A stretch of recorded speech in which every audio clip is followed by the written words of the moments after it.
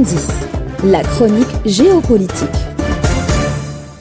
La Tunisie a commencé depuis quelque temps à connaître un phénomène qu'elle n'a pas connu par le passé, voire jamais. Des migrants d'origine africaine, non pas que la Tunisie n'est pas un pays africain, mais c'est plutôt à titre indicatif pour dissocier et expliquer mieux les faits.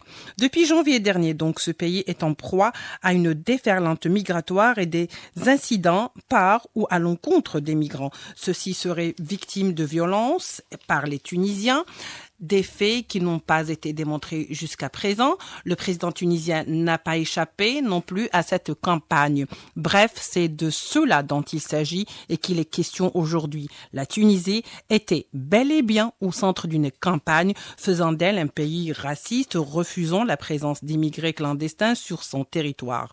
Sur le tas, bien sûr, l'on n'arrivait pas ou l'on arrivait rarement à comprendre ce qui a justifié autant d'hostilité à l'égard de la Tunisie, de son peuple et de ses autorités. Encore moins à comprendre pourquoi ces migrants vivant en Tunisie n'ont pas été victimes de violences raciales par le passé. Donc, le timing est douteux, tout comme le sont les faits. Mais il suffisait de temporiser pour avoir la réponse. Les choses sont en effet plus claires et plus simples lorsqu'on voit toute cette délégation européenne et à sa tête Ursula von der Leyen et l'Italie qui n'a eu de cesse d'appeler l'Europe à venir en aide à la Tunisie. Quelle pensée altruiste, me direz-vous.